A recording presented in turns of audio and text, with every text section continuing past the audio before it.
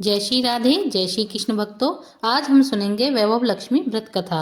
एक बड़ा शहर था। इस शहर में न जाने कितने लोग रहते थे। देश के कोने कोने से बेरोजगार रोजगार की तलाश में इस शहर में आते थे। उनके पास कुछ भी नहीं होता था। उनकी एकमात्र यही इच्छा थी कि किसी तरह दो समय की रोटी मिल जाए और मजदूरी करके अपने बच्चों का पेट पाल कर प्रभु के गुण गाएं। वैसे तो मानव की इच्छाओं की कोई सीमा नहीं है। शुरू में वह सिर्फ दो समय की रोटी के लिए प्रभु का भजन करते हैं। उसके बाद उनकी लालसा बढ़ती जाती है कि हमारे घर में भी सुख समृद्धि हो, हर तरह की सुख सुविधाएं हो, स्कूटर, मोटर गाड़ी, हर एक चीज की सुविधा बनती रहे। मानव जीवन इतना बड़ा कहाँ है जिस पर हम भविष्य का इतना बड़ा बोझ लाद देते हैं। हम काम, क्रोध, लोभ, मोह, अहंकार में अंधे होकर उस प्रभु को उस स्मृत ही नहीं करते हैं जिसने इस संसार को जन्म दिया है, जो जीवन देता है और वही मृत्यु भी देता है। कलयुग में तो ऐसा ही होता है। पाप की परछाइयां लंबी और गहरी होना शुरू हो जाती हैं। धर्म व्यापार बन जाता है। अधर्मी खूब फूलते फलते हैं। इस बड़े शहर में तो धर्म का कम और अधर्म अधिक था। इसी शहर के एक मोहल्ले में राधा और गोपाल पति पत्नी के रूप में रहते थे। उनका छोटा सा घर था, यानी घर के नाम पर एक कमरा था। उसी में रसोई, उसी में सोना, उसी में खाना पीना, यही था उनका घर। गोपाल किसी तरह मिलजुल कर नौकरी करता था। राधा घर का सारा काम काज करती थी।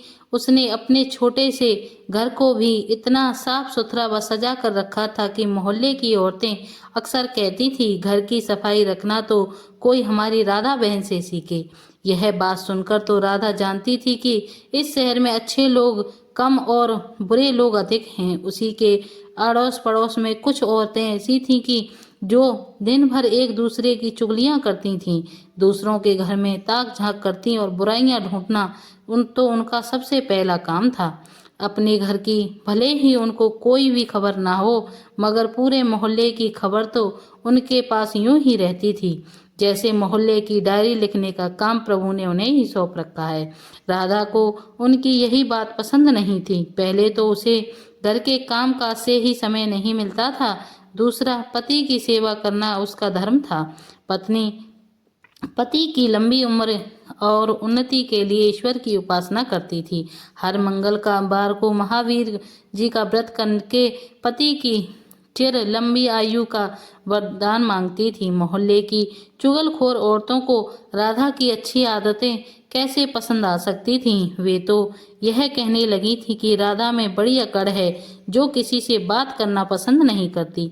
शायद इसीलिए न कि वह बड़ी सुंदर और अपने सुंदरता पर बड़ा गर्व है। उसे यह नहीं पता कि जिस मोहल्ले में रहते हैं वहाँ सबसे मित्रता रखनी चाहिए, उनके साथ मिलकर बैठते हैं। यदि वह किसी भी दुख दर्द को बांटने नहीं तो कल उसे जरूरत पड़ेगी तो कौन उसका साथ देगा। इन सब की बड़ी बहन राम भांजी जी वो दूसरे मोहल्ले को अपनी उंगलियों पर नचाती थी। बहन राम भजनी ने अपनी ही एक कीर्तन मंडली बना रखी थी, जो घर घर में जाकर कीर्तन करती थी। राधा को ऐसी औरतें बिल्कुल पसंद नहीं थीं जो कीर्तन करते समय भी एक दूसरे की चुगली करती हों। यही कारण था कि राधा ने कई बार उनको टोकते हुए कह दिया कि बहन राम ना भजनी, वैसे तो आपका नाम है राम भजनी। मैं आपके हाथ जोड़कर प्रार्थना करती हूँ कि पूजा एवं कीर्तन के समय किसी की चुगली ना किया करो। किसी को बुराई करने से तो अच्छा है आप उस समय में प्रभु का नाम लें। राधा की इतनी बात सुनते ही राम भजनी को क्रोध आ गया और क्रोध के मारे उसके चेहरे का रंग लाल हो गया।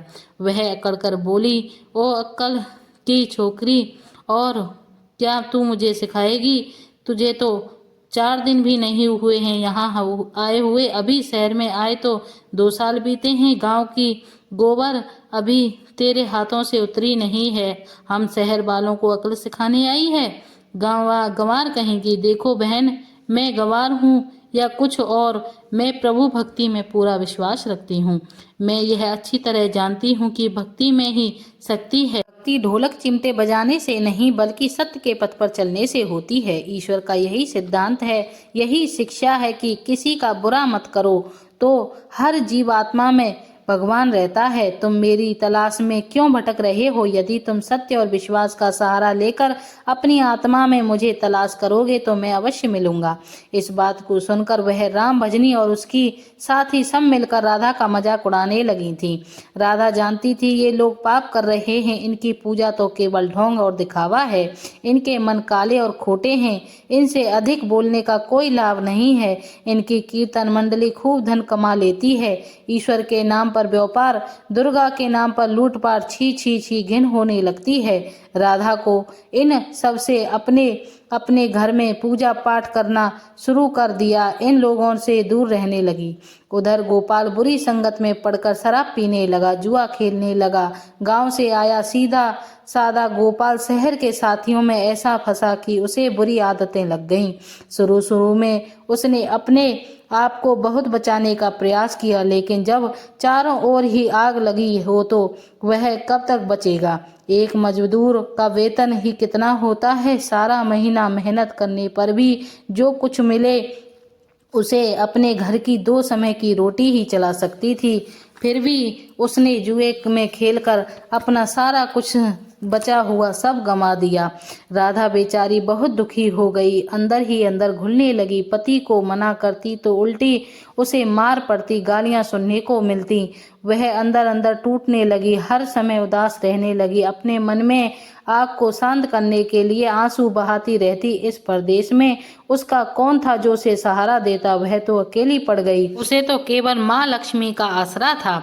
उसने माँ दुर्गा से सहायता मांगी, महालक्ष्मी से सहायता मांगी। हे माता, मेरे संकट दूर करो, मुझसे आप क्यों रूठ गई हो? इस प्रकार उसकी प्रार्थना सुनकर, उसके टपकते हुए आंसुओं को देखकर माँ लक्ष्मी ने उस पर कृपा की। उनके हृदय के दुख माँ ने देखकर राधा रोए जा रही थी, साथ वह माँ लक्ष्मी का पूजन भी कर रही थी। माँ लक्ष्मी, मुझे बचा लो, माँ मुझे बचा लो, देखो मेरे घर की क्या हालत हो गई है।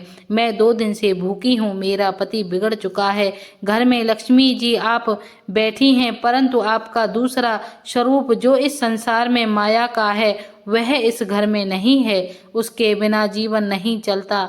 माँ मुझे बचा लो, माँ मुझे बचा लो, मैं तुम्हारी शरण में हूँ। इस प्रकार माता की आराधना करने लगी। इस पर माँ प्रसन्न हुई और राधा के दुख दूर किए और राधा के घर में सुख समृद्धि बढ़ गई।